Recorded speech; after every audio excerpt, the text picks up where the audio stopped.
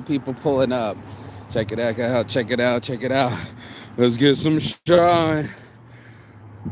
Boom, baby, boom. Rise and shine. It's your morning motivation time. I'm your host with the mostest, Mark Saint. This is Saint's Addiction. Got my new sweater.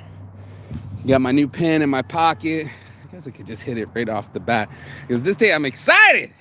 Love my life. I love my life, especially right now in the mornings. It's something that I rushed to and wasn't exactly feeling good. Started hopping on the phone. Started comparing my life. Started seeing the old past photos of my ex, and it starts bumming me out and how close we came to perfection and having a happy life and how happy we were. And then it hit me. You forgot to switch your perspective. That's what Saints Addiction is all about, man, is switching my perspective towards my addictions, switching my perspective towards my habits, my patterns, my emotions, my reactions, just switching the perspective to everything. And I don't know if you've ever heard of Earl Nightingale, but last night I got to trickle upon some really amazing video. I'll just show it to you because I brought my other phone so we could hear it this morning when we go for a walk. You know, I wanted everybody to hear this amazing message, but you can get on YouTube too. It says, stop wasting your years. All right, can you see that? Will it turn? Come on, stop wasting your years. You know, so if you can get it backward. Stop wasting your years. And this guy, it's like in the 50s. You can tell by his glasses and his suit. But I mean, we've always tried to level up. We've all tried to figure out what's the thing that makes us tick or not tick. And that's where he came into this process. See, one of the things that hit me the most is something that my spiritual mentor, Terry Prince, has been telling me all these years, is that we all get what we really, really, really, really, really deep down inside want. And as I can hear this helicopter start following me, damn, son, you get up off me, Miami Vice, son. Get up off me, Miami Vice, son. Yeah. Yeah, interesting. The sun be shining, bro. And the helicopters be flying. And we be dying. We are so obsessed with like our future. We are so obsessed with our past. We always forget the power of the now. That's Eckhart Tolle. But this guy, Earl Nightingale, was great at explaining stories of other people. He's great at explaining, I'm going to play some of it because it's only a 20-minute video, but he's great at explaining that perspective switch. The thing that only when you've seen it will you start to believe it. And follow me along here. Now, I went to Machu Picchu. I'm grateful. I'm spontaneous. These girls had a trip. They all planned it for a year straight and then jumped, right? And I was like, you know what? It's less than a week. We got 5 little hotties going up to Machu Picchu. I've always wanted to go to Machu Picchu. I'm almost turning 40. I better go. And as I'm huffing and puffing up this mountain, I'm huffing and puffing. There's no oxygen up there. I'm not even going to lie to you. I was going backwards. My legs were so sore. And this person, I don't even remember if it's a guy or girl, but this person, individual, was missing a leg and was hauling up 17,000 feet elevation with a fucking crutch. That's right.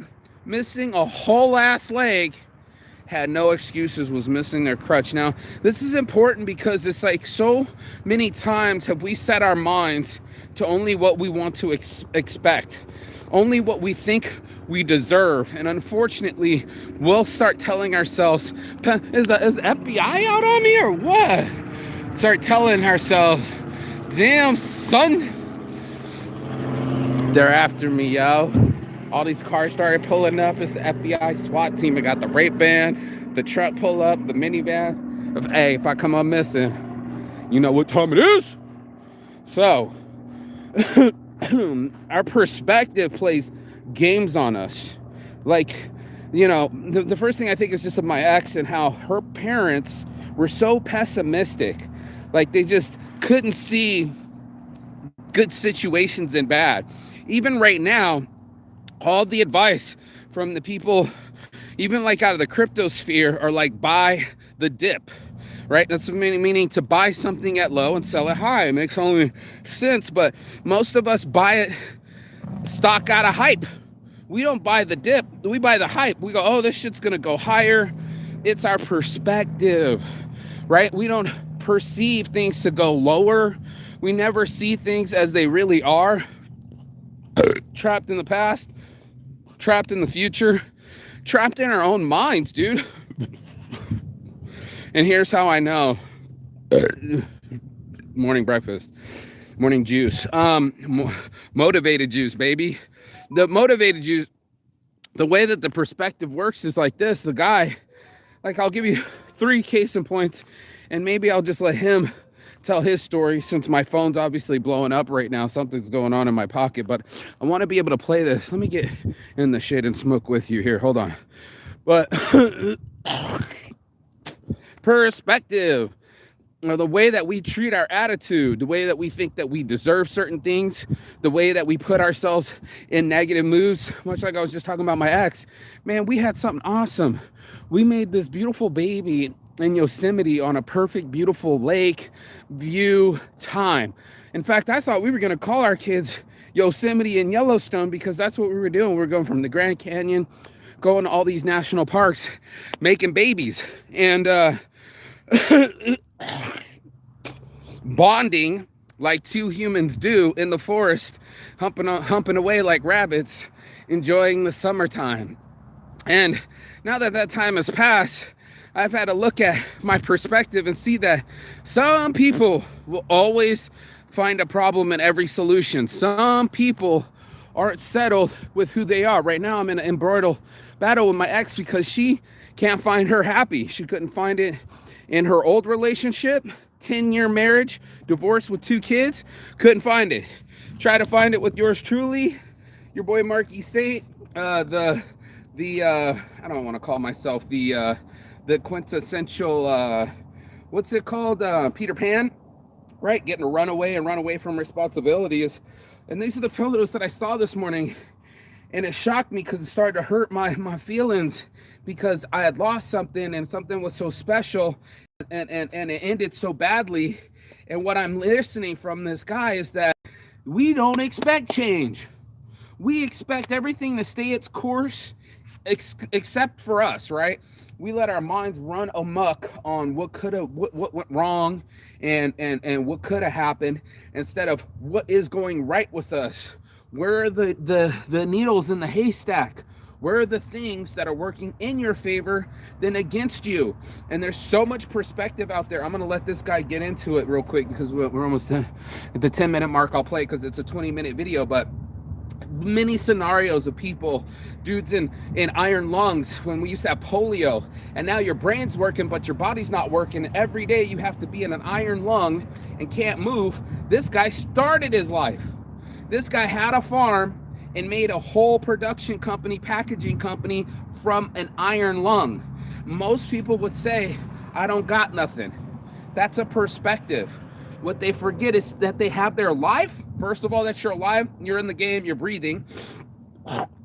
You're not just a non-player. But 2, you have abilities. Each one of us has an innate ability to do something really cool, like balance a checkbook or be of service to someone else. Most of the time, we're being a disservice to ourselves. It's a perspective. We're like literally talking down to ourselves, talking about what we're missing, instead of talking ourselves up and talking about the blessings. It happens to us all. It's a mind fuck that we have to unfuck ourselves so we can start talking to ourselves more properly. And then I'm going to get into this show. Let's blaze up. I'm probably gonna pause it a couple times and try to get in on this, because it was so deep this morning, and I really hit me, because the guy, 20 minutes of the best advice you'll ever have, coming right now. One of the truly great and inspiring teachers was a man by the name of William Lyon Phelps. He was a professor at Yale University for about, I'd guess 40 years. He was also a literary critic and the author of a great many fine things. He He was loved by everyone who knew him, and he died in 1943 at the age of 78. I was poking around in my library looking for something worth sharing with you when I came across a little short thing that William Lyons Phelps had written called One Day at a Time. I think it's terrific, and it goes like this. That's an addiction statement. We look backward too much, and we look forward too much. Thus we miss the passing moment. The fear of life is the favorite disease of the 20th century. Too many people are afraid of tomorrow. Their happiness is poisoned by a phantom. Many are afraid of old age, forgetting that even if they should lose their bodily vigor, weakness itself may minister to the development of the mind and spirit. In the words of the ancient poet Waller, the soul's dark cottage, battered and decayed, let in new light through chinks that time has made. Stronger by weakness, wise men become. Yes, letting those cracks that are in us see some light. Too long do we hide in the darkness of our mind, thinking that everyone else is perfect and no one else is fucking up. We're fucking up by telling ourselves that the cracks don't deserve the gold to fix and mend the cracks that are inside of us. They draw near to their eternal home. Let the scientists worry about our origin, he wrote. Let the prophets worry about our future, the decline of Western civilization and whatnot. Some people are alarmed because in 9,000 billion years the sun's fuel may give out. Instead of chagrin over our past and alarm over our future, suppose we consider our opportunity. Listen to Emerson. Write in on your heart that every day is the best day in the year. No man has earned anything rightly until he knows that every day is doomsday. Today is a king in disguise. Today always looks mean to the thoughtless in the face of a uniform experience that all good and great and happy actions are made up precisely of these blank todays. Let us not be deceived. Let us unmask the king as he passes. Every day is a blessing. I think Dr. Every Phelps day has something in the history of Emerson. days. I don't know if you guys watched, but I watched This Day in History, and every day, yesterday was a huge day that would live in infamy. Most people don't consider December 7th a holiday, but that was the day of Pearl Harbor, and it's a day that will live in infamy. All of us would have to know what had happened on that day because of the energy that each day contains. Well made a point worth making. If we could only get out of bed each morning realizing that today is a day not unlike those on which the greatest and most exciting events of history have taken place. Yes, that today represents another opportunity on the road to whatever greatness it is we seek. Yes. And that finally, today will take its place as a single tile in the mosaic of our finished life. The mosaic of our lives. Most of us just hold on to a tile and we only look at our lives through that tile. We forgot to see that it's a big mosaic on your floor and it's accumulated your life. It's all the days. Detract from it or lose itself in a dull gray background of an uninteresting, unchallenged, undedicated existence. I particularly liked Emerson's admonition to know that today could be the last, which makes it important, and that today is a king in disguise. Yes. Let us not be deceived. So the days that we just kind of blow off and let them die and not give it any relevance are days that we throw in the trash and pretend like they're not part of the mosaic, and that we kind of treat them like trash. We're just like, unless I'm extremely happy, and that's this thing that I'm going through right now, is this kind of idea that you got to always be happy, and if it's not on this Disneyland level on a roller coaster ride, then everything else sucks. And that makes us rain and shit on all the days that have been awesome, and you know they've been awesome. So to say that today sucks means that you haven't given any respect to the days that have shined. You didn't make it through both the valley and the trough. You're not appreciating the time. Need to be prepared for the unknown. And she said, this generation must discover how to bring up children to live in this unknown world, how to bring them up without absolutes. Yep. My grandmother taught me, she said, to nest in the gale. Nest in the which gale. Is why I'm still around. The greatest gift we can give our children did that is before. to teach them I've never heard this phrase nest before. in the This gale. idiom. I think it's particularly good advice for girls. Of course, this isn't something you just pass along as a bit of that I had to learn, and I've been trying to teach people, and I think this thing's skipping ahead a little bit, but you're getting the point. But I kind of told you the story, and if it doesn't tell the story, I'll tell the story at the end. But you know, to the art of the step back, the fadeaway, you know, I'm from the 80s, so you know, when Michael Jordan was doing the fadeaway, nobody could stop this move. This is that type of move. This is that kind of sword in the special sword in Linked or Zelda and Link. This is that kind of sword that you need to get to the next level, is the art of the step back. Oh, maybe that's why it's jumping ahead. I think I'm pressing it wrong. It doesn't matter, you're getting it anyway. But being able to nest in the gale, being able to say to ourselves, chill the fuck out and not go there, being able to just evaluate, very smart, like chess. Sure, there's a move that happened, and sure, there's a time clock going, but you have to spend the time wisely on the move you're about to make next, and that makes all the difference. And that's something I think chess really teaches us. We'll continue to rock it, to build for yourself and your family a calm, rock-solid place in the midst of it all. Like the seabirds that nest high in the storm-battered cliffs, to be able to have so secure a basic foundation that the storms can be weathered, yes, and the young can fly out at last to build their own nests, yes, when the time comes. This means teaching the youngsters that the only thing we can count on absolutely is change. Change is the only constant, never-ending change. Never-ending and to understand change. That there is as much opportunity in change as there is danger. Stock goes up, stock comes down. Courage and creativity can make a slave of change. Creativity can make a slave of change. That's been one of my favorite messages of this whole show, was just that, instead of being comfortable, you could be creative. And driving it. Most of it happens in the third world when it's a necessity. They say invention is the mother of necessity, right? Or necessity is the mother of invention.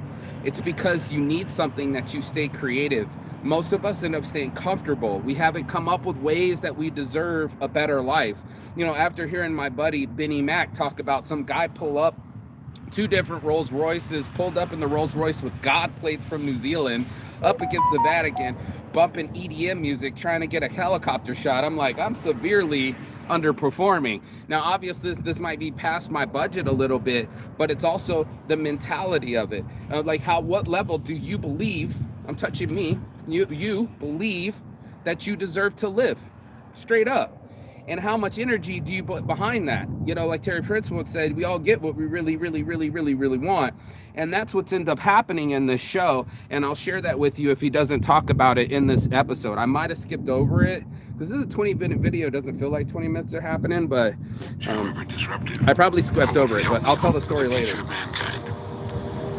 If we're at last to conquer all disease, it must come through change. Yep.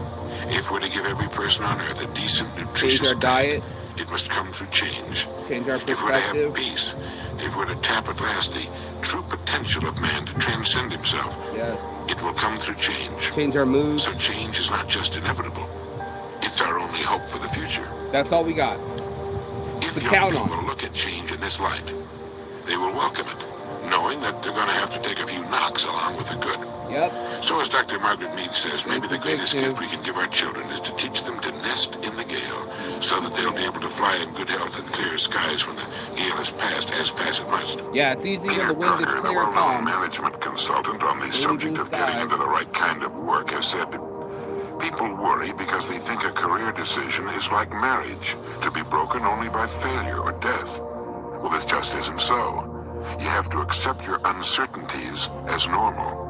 Yeah. Only musicians and mathematicians and a few early maturing people, the number is very small, know from adolescence onward what they want to do. Did you hear that? The rest of us only musicians and mathematicians know what they want to do in the future. So for all of us to have this pre-prediction, this kind of energy that I should have known, I'm not going to make any mistakes, I've been a fucking arrow the whole way, and I had one destination and one bullseye, and the dot is where the red dot in the middle is where I was going to hit. All of us know that we missed that shot because we were trying to find what target was ours. Imagine that. Everybody needs a target.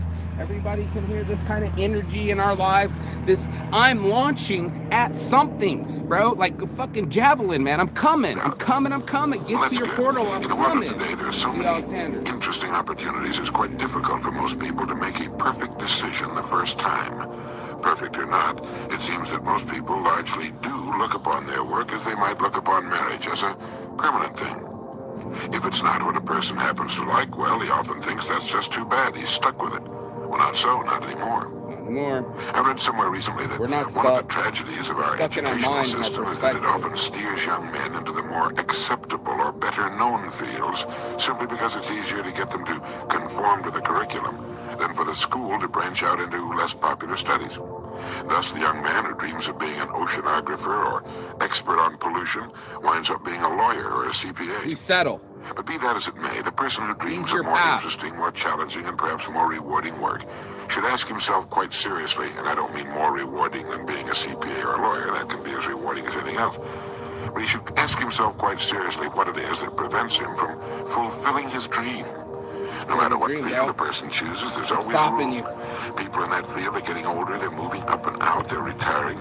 Someone's retiring, someone you can learn from, someone's position you can have or earn and learn from. It might mean going back to school or starting all over at the bottom. But if he wants it, you can always start. Then he can get into it. Remember, too, that it used to be that most people in most jobs were restricted to work in the country of their birth. Today, the whole world, at least a big part of it, is available. Opportunities are literally everywhere. Your country. From A to Z, from aviation to zippers. There's a kind of work that not to find happiness somewhere else, but to challenge yourself in your pattern. If you'll go to the trouble of discovering what it is and then qualifying for it. As I may have mentioned 400 or 500 times before, the luckiest people on earth are those who enjoy and can find personal fulfillment and satisfaction in their work. There it is. As the man said, only musicians and mathematicians and a few early maturing people. The number is very small. There's very few people that enjoy the work that they do. And it dictates so much of our happiness is what we spend our time on. And you usually spend time with these people at work, a lot of time with people at work.